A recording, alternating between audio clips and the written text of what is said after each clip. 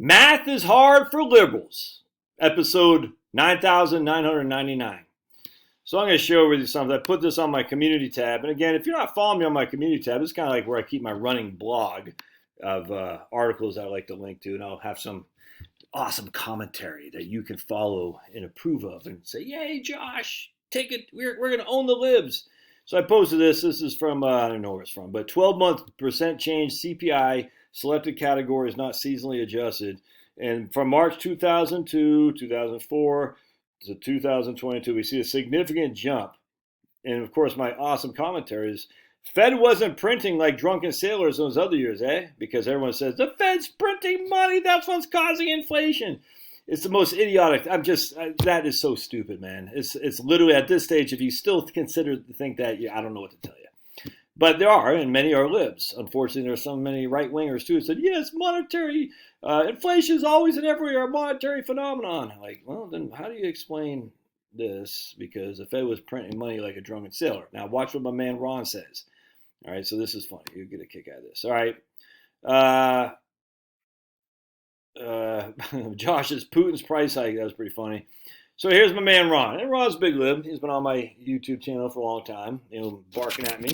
I got no qualm with that. Keeps me honest. I got no qualm with libs on here. I actually like him because it exposes the silliness that many of these libs bring to us.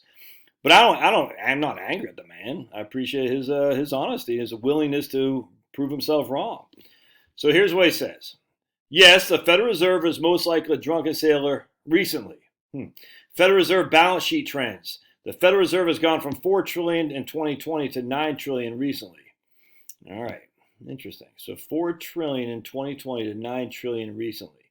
And that was what causes this right here, is what Ron is saying. Because basically we had $4 trillion in assets, the Federal Reserve, and we have $9 trillion now. So we've gone up by, more than twice, all right? I said, and then I come down with my pithy, awesome comments. I said, math, Ronald. Try it one time. It's amazing what it can do. All right, so let's just show you how wrong my man Ron is here. And it's not just libs. I hate to say it, a lot of right-wingers, too. They fall for the same trap. It's such a trap. That doesn't mean modern monetary theory isn't a hoax. It doesn't mean that they let the government spend like crazy. It just means put the freaking barrel on the target where it deserves. The Green New Deal, energy crisis. Do not put it on the federal printing press. You're not getting rid of the Fed. You're not. But you can get rid of bad policy if you freaking focus on what's causing this. Oh, it's so frustrating. And so many right-wingers fall for it too. We have this freaking boogeyman called the Fed. And they say, oh, the Fed. I'm like, it's the freaking EU and their Green New Deal crap. So let me show you. So this is the Federal Reserve economic data from the St. Louis Fed. Fed's total assets. And this is what Ron's talking about. Look, my goodness, it went up from, you said 2020, so we'll start right there. It went up from 4 trillion, Josh, to 8 to 9 trillion. Oh my goodness, it went up by, how much is that? What was it? 5 divided by 4. 125% increase. Look, at hardly anything down here. Look, oh my goodness, nothing. A little bit of a jump there, but not much. A little bit of consistent jump there, but not much. Is this one right here that caused that? Look at, they go hand in hand. Look at that jump. Jump around. Jump around. I told my oldest son here as we were eating dinner, I said, people lie with statistics all the time. Let me show you how. So I explained this to him because in math, they won't do it. And certainly politics don't know because their whole point about politics is to stay in office. So any way they can convince you to vote for them, they're going to do it. So we're just going to log this. I've done this 1,000 times. I'll do it until I'm blue in the face. And wait a second. When we log it, what's the biggest increase in the federal asset base? Is it this? No, it was this. All right? The biggest increase is right there, not right there. Interesting, huh? So let's go back. We're going to unlog it because if you log it, I wish you could give the numbers right there. So we're going to unlog it and we're going to say, so if that is the biggest increase from 2008 to 2009, explain why there's deflation from 2008 to 2009. No, you can use, say, mark-to-market accounting. I grant you that. But the Federal Reserve is spending money like drunken sailors as a percentage, which they did. Why did we have the exact opposite? So we're 1 for 2. Ron is, and all the anti-Fed people are 1 for 2. They said Fed spends a lot of money like drunken sailors, inflation. I said Fed spend a lot of money like drunken sailors, deflation. We're both right. There's just no correlation. That's what I'm trying to say. So let's unlog this again because I want to show you again. Edit graph. And this is what I showed my son. I said, which is the bigger jump? All right, so I started here. I said, I didn't really explain as well as I thought. I said, which is the bigger jump? And of course he picked this one because it went from 4 to 9. All right, so of course he picked that. And then I showed him, again, the log. I said, well, let's look at actual real percentages because that's all that matters. And then, of course, he said, oh, well, this one. And then we got to talking why that's the case. All right, so let me show you. So doggone front. And look, I hated math. I like statistics. I've always liked statistics, but I didn't like math. I hated geometry.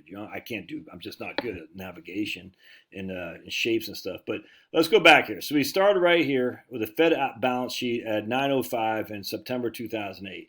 At the end of December 2008, it went from 905 to 250. All right, so 905 divided by, so 250 minus 905 divided by 905. Oops, one sec. 250 minus 905 divided by 905.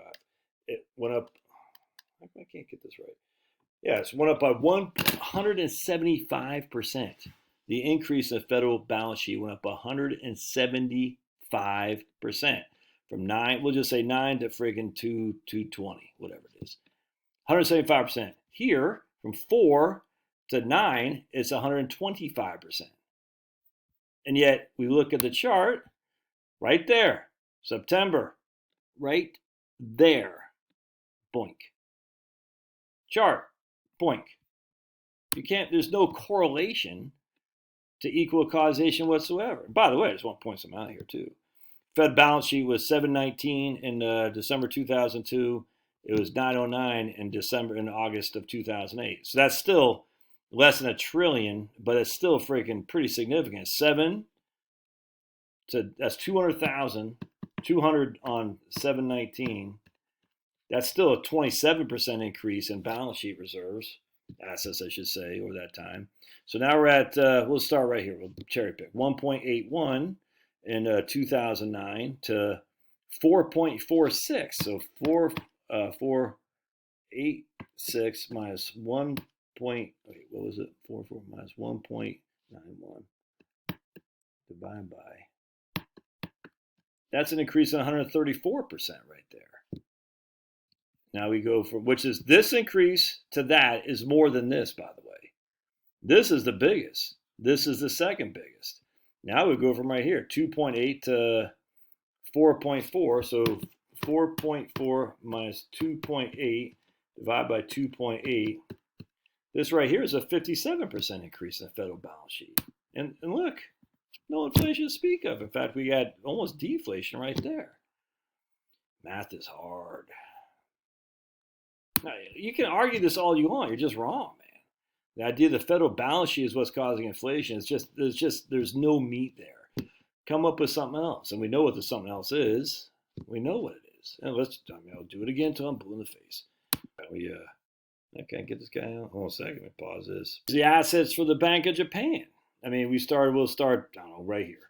1.5 trillion yen, I guess. All right. So from December 2012 to 7.35. So they went up 1.5 to 7, we'll just say 6 trillion.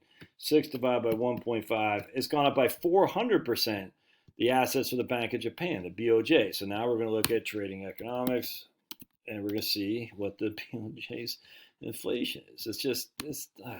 It gets so boring arguing this stuff, but I'll continue to do it because we have new people here all the time. So we're going to go to the Japan here. Let me just pause so I can get this. Now we're going to look at inflation rate. All right, so let's just take a look. Oh my lands, we're going to let's just go to 10 years. That's great. Look at that. Negative inflation, negative inflation, negative inflation. Basically less than 1%, even though the Bank of Japan balance sheet assets base has increased, what, 400%. Oh, but Japan has got a trade surplus, Josh. They trade surplus. Mercantile economies, export base. And I said, okay, so it's like we're dealing with infantiles. So I'm not gonna lie to you. It's embarrassing how just infantile these arguments are, because it's easy to just to destroy. All right, current accounts, what they're talking about. Current accounts, that's how much money we have going in versus trade that we got going out.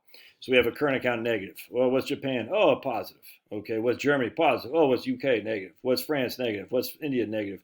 What's Canada? Negative. Isn't that interesting? So the current accounts, i.e. the trade deficits, export economy, has nothing to do with inflation. So here's Japan with a surplus current account, positive trade. That means, think about current account. This is what I tell people all the time. What happens is we are importing more goods than we're exporting. All right, that means we have a trade deficit. We're importing more goods than exporting.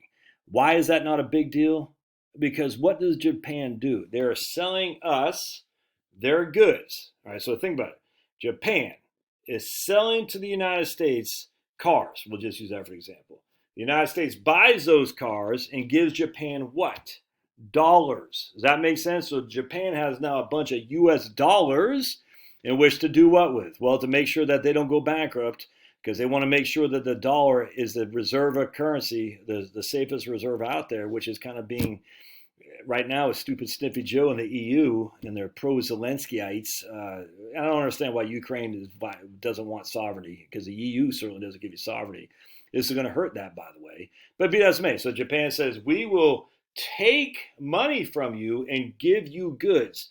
What are we going to do with that money? We're going to reinvest it in your bonds. It's just so stupid. And that's exactly what happens. So they have our dollars, they're reinvesting in our bonds. So it's actually, you want current account deficits. You don't want surpluses if you can avoid it. That means your dollars are in demand.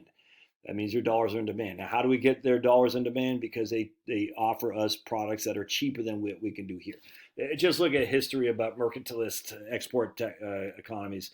It's not good. You don't want to be an export economy. Anyway, so let's go back now. So we have current accounts. Oh, United States has a deficit, a current account deficit, trade deficits.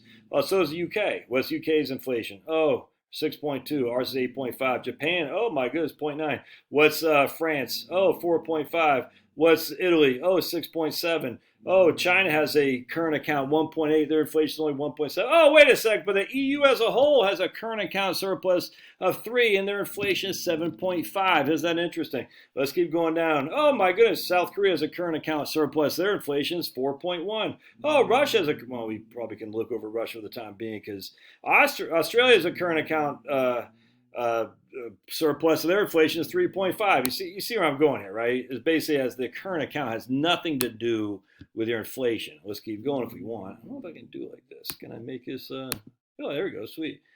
There we go. So current account, Singapore, current account, huge surplus, 4.3. Let's look at a country, Taiwan, current account, huge surplus, 3.27 is inflation. Netherlands, current account, 7.8. Inflation is 9.7. So your current account surplus has nothing to do with inflation. Denmark, inflation 5.4. Current account surplus is 7.8. Germany's, did we talk about Germany? 7% positive current account. Inflation 7.3.